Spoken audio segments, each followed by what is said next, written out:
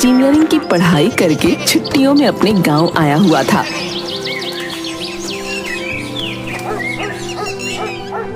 अब तेरा कॉलेज तो हो गया भाई, अब अच्छी सी नौकरी ढूंढ ले, जिंदगी अच्छे से बीतेगी। क्या पापा, अभी अब नौकरी करने का जमाना गया, मैं तो बिजनेस करूंगा, बिजनेस। क्या आप भी कम से कम उसे खाना तो खा लेने दीजिए। चला जा बेटा, खाना खा ले, और आप भी खा लीजिए। सभी खाना खाकर सो जाते हैं।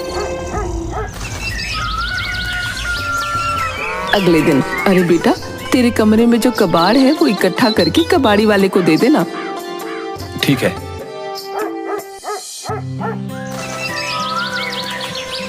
अगले दिन रोहित सारी कबाड़ी इकट्ठा करता है और कबाड़ वाले का इंतजार करता है। माँ, मैंने सारा कबाड़ इकट्ठा कर दिया है, पर आज दिन भर हो गया, कोई कबाड़ी वाला नहीं आया। हाँ बेटा, ऐसा ही हाल है यहाँ। कभी कभी तो महीनों हो जाते हैं लेकिन कोई कबाड़ी वाला नहीं आता। अब देख, जब आ जाए तब दे देना। रोहित एक हफ्ते तक कबाड़ वाले का इंतजार करता है। कितने दिन से कबाड़ी वाले का इंतजार कर रहा हूँ, लेकिन एक भी कबाड़ी वाला नहीं आया। फिर वो अपना फोन चलाने लग जाता है। अरे बेटा, मैंने सुना है कि आजकल सभी चीजें ऑनलाइन मिल जाती हैं। अच्छा जरा सुनना, मेरे लिए एक साड़ी मंगवा दे ऑनलाइन। तेरे पापा को तो बोल बोल कर थक गई, पर ला कर ही नहीं देते, कंजूस कहीं के। आजकल सभी चीजें ऑनलाइन मिल जाती हैं, बस एक कबाड़ ही नहीं बिकता ऑनलाइन। तभी बाहर से जयराम की आवाज आती है। अरे ओ रोहित की माँ, जरा पानी तो ला दो। अरे आ रही हूँ, और बाहर चली जाती है। सही तो है, आजकल सभी चीजें ऑनलाइन मिल रही हैं, लेकिन बस कबाड़ ही नहीं बिकता। क्यों ना मैं एक ऐसी ऐप बनाऊं जो घर घर जाकर कबाड़ उठा सके। कुछ दिनों बाद रोहित रघु से मिलता है। अरे भाई, कहाँ ईद का चांद हो रखा था? इतने दिन से ना कोई फोन ना मैसेज। अरे भाई, खजाना मिल गया, खजाना। क्या? फिर रोहित रघु को अपना आइडिया बताता है। अब कबाड़ को रिसाइकल करके हम अपना बिजनेस शुरू करेंगे। और हाँ, तुझे एक वेबसाइट बनानी है जिससे लोग हमें फोन लगाकर कबाड़ बेच सकें। हाँ, पर पहले हमें लोगों के घर जाकर कबाड़ इकट्ठा करना पड़ेगा। कुछ दिन बाद। अरे रोहित, देख, जो तूने वेबसाइट बनाने के लिए बोला था ना, वो मैंने बना ली है।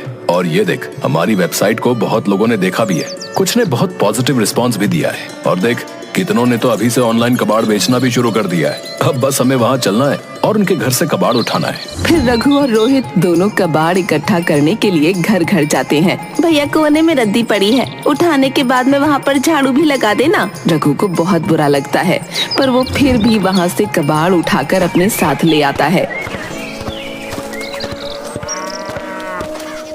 रोहित दूसरे घर जाकर, वैसे भाई, ये तो बहुत अच्छा किया आपने, अब मुझे कबाड़ी वाले का इंतजार नहीं करना पड़ेगा, ये सारा कबाड़ यहाँ से ले जाओ। रोहित कबाड़ उठाने लगता है और उसे कबाड़ में एक कंप्यूटर मिलता है। अरे भैया, ये कंप्यूटर ये भी कबाड़ में देना है क्या? हाँ, ले जाओ, ये अब किसी काम का नहीं है। बताओ कितने में लोगे? अरे वाह, 25,000 का कंप्यूटर कबाड़ में मिल रहा है, इसके तो मुझे पूरे पैसे मिल जाएंगे। भाई 5,000 में ले लूंगा। अरे वाह, इतना बेवकूफ कबाड़ी वाला तो मैंने आज तक नहीं देखा। इस कबाड़ कंप्यूटर के मुझे पूरे 5,000 दे रहा है। अरे हाँ हाँ भाई, ले जाओ ले जाओ। शाम को रघु और रोहित दोनों इकट्ठा होते हैं। भाई, आज तो बहुत सारा कबाड़ इकट्ठा हो गया, मुझे भी आज बहुत फायदा हो गया। 25,000 रुपए का कंप्यूटर सिर्फ 5,000 में मिल गया। वाह भाई, बहुत अच्छा किया। चल, अब चलकर किसी बड़े कबाड़ी वाले के पास चलकर इसे बेच देते हैं।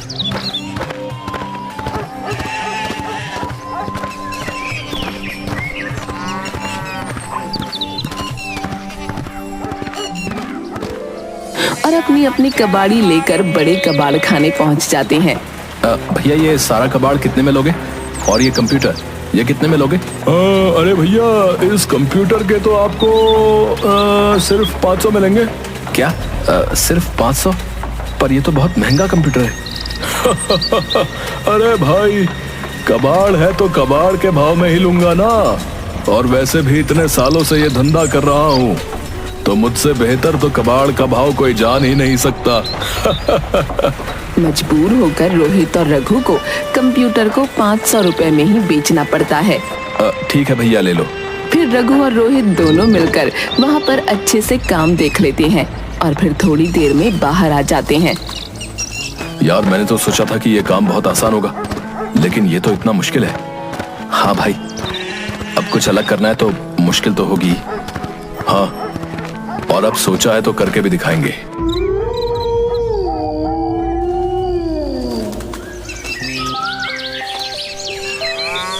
कुछ दिनों तक रोहित और रघु अपनी ऑनलाइन वेबसाइट के जरिए घर घर जाकर खुद ही कबाड़ इकट्ठा करते थे। एक दिन रोहित। हाँ पापा, आया। अच्छा सुन बेटा, ये सामान की लिस्ट है, जाकर बाहर से ले आ। रोहित बाहर सामान लेने के लिए चला जाता है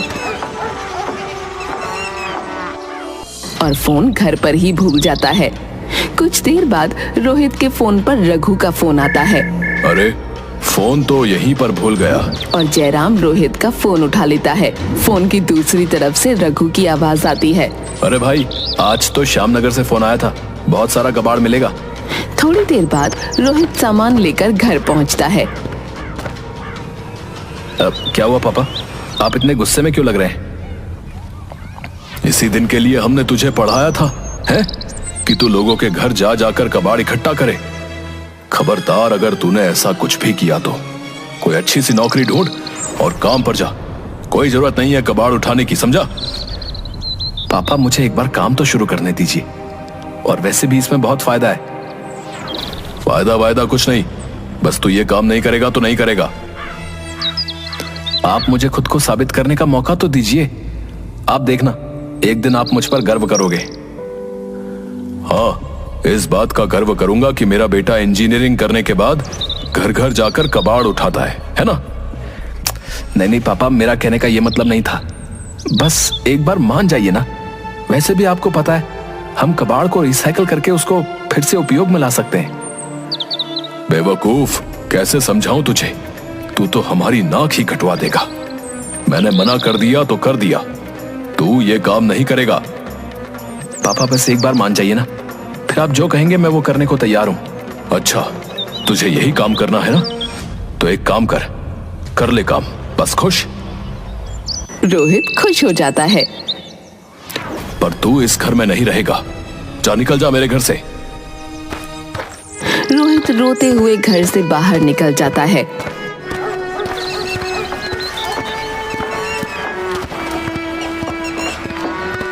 थोड़ी देर बाद रोहित रघु के पास जाता है। अरे भाई, क्या हुआ? तू इतना उदास क्यों लग रहा है? रोहित रघु को सारी बातें बताता है। भाई एक काम कर, तू जा और जाकर अपने पापा से माफी मांग ले और छोड़ दे इस काम को। नहीं भाई, अब मैंने ठान लिया तो ठान लिया, और तू देखना, एक दिन पापा मुझ पर गर्व करेंगे। रघु रोहित के कंधे पर हाथ रखता है और दोनों अपने काम पर निकल जाते हैं।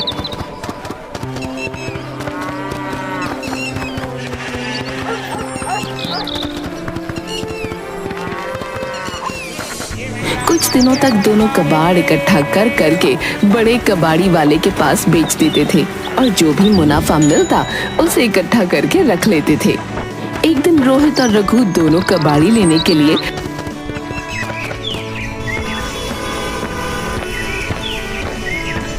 एक घर में जाते हैं। रघु फोन में एड्रेस देखकर घर की डोरबेल बजाता है। यार, एड्रेस तो यहीं का था, पर ये दरवाजा खोलने में इतनी देर क्यों लगा रहे हैं?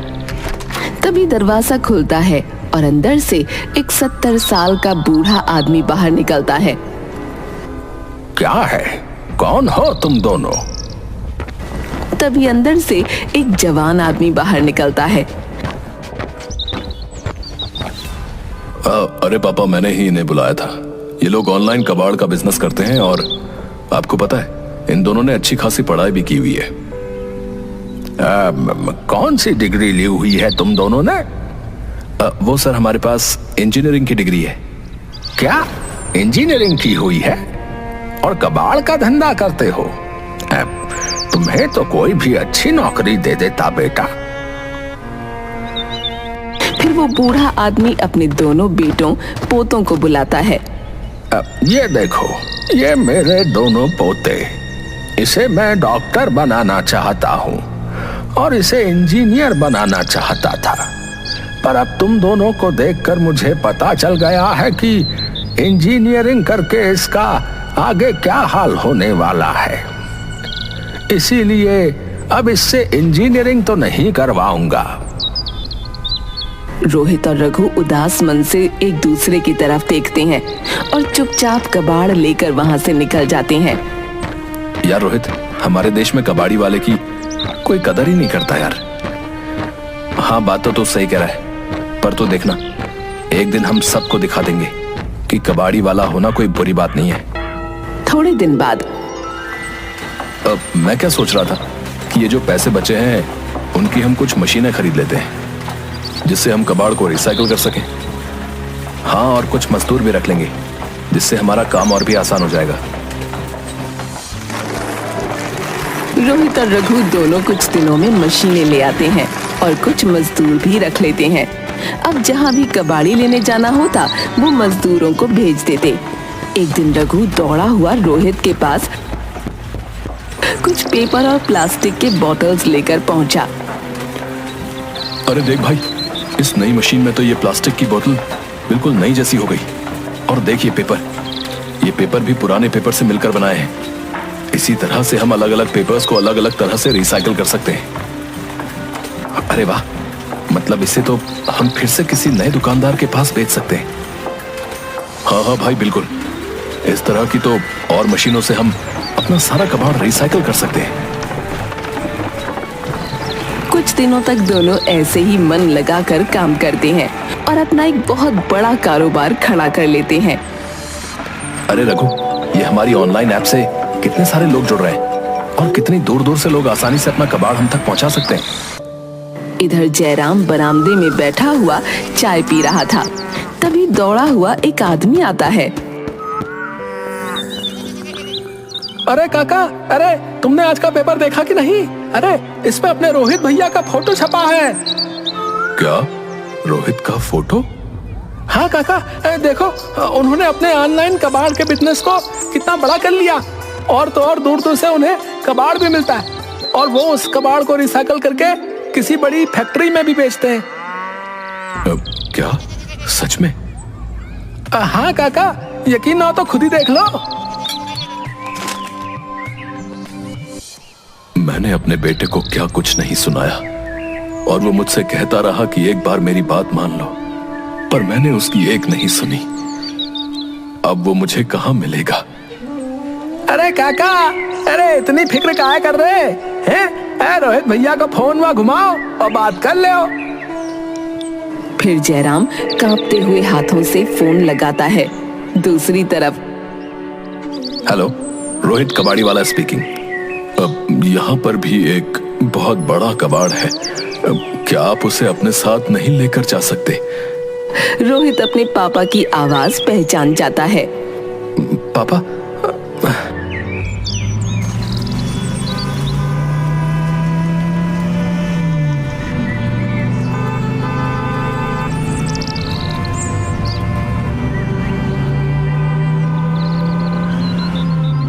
कुछ ही देर में रोहित अपने घर पहुंच जाता है। जयराम खड़ा होकर रोहित को गले से लगा लेता है। बाप की बात का इतना बुरा लग गया कि इतने समय से घर ही नहीं आया। नहीं पापा, आपकी बात का कैसे बुरा मान सकता हूँ? आप ही की वजह से मैं आज यहाँ तक पहुँच पाया हूँ। बस ये सोचकर नहीं आया कि जब तक अपने पैर पर खड़ा ना हो जाऊं तब तक आपको शक्ल भी नहीं दिखाऊंगा।